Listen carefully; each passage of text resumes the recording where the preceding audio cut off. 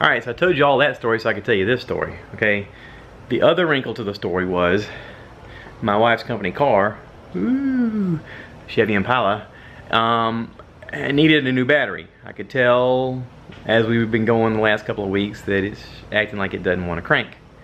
And I've kind of mentioned to her, hey babe, we need to get this looked at. I think you need a new battery. She's like, okay, I'll get it looked at.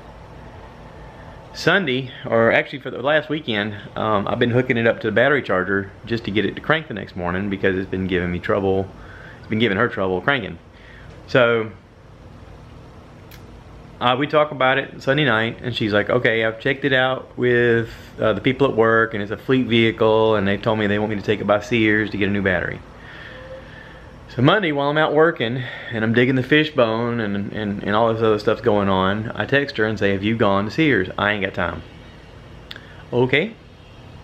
So when I come home, the other wrinkle to the story was that my youngest boy, Jacob, is sick. He needs to go to doctor's care.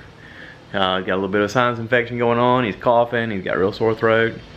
So I'm on the way to take him to doctor's care when she goes to crank her car to go to the gym, and it won't crank.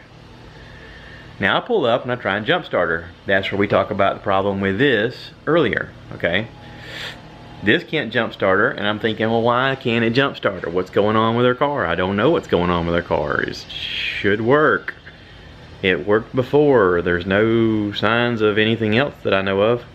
Anyway, I take Jacob to doctor's care. She's here trying to mess with her car. I got it hooked up to a battery charger as I leave. She tries to crank it again, nothing.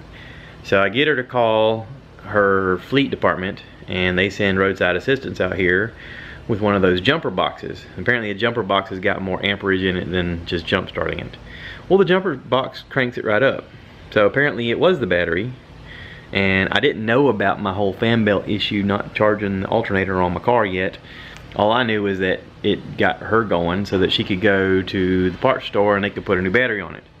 Now, Advanced Auto asked her what kind of car she had because she called them on the phone before she went in there, and they said, oh, we don't change the battery on that one. Which I don't get. Why wouldn't they do that?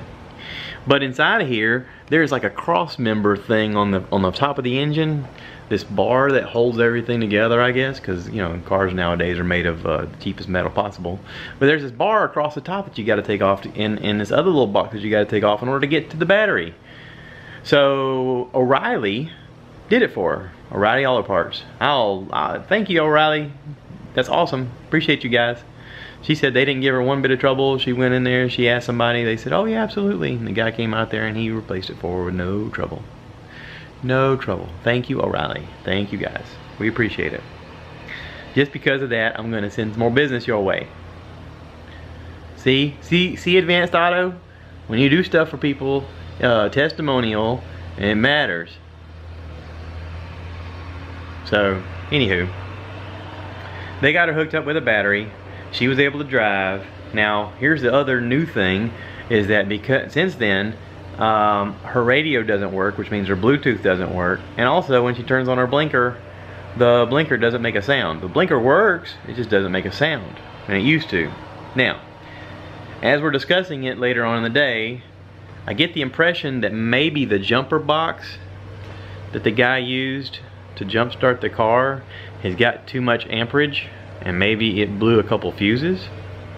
Possible? I don't know. What do you guys think? There's a lot of you guys that are smarter than me that know more about this than I do.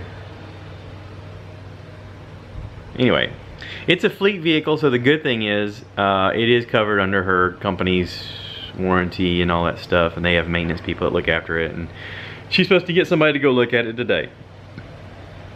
So there we go.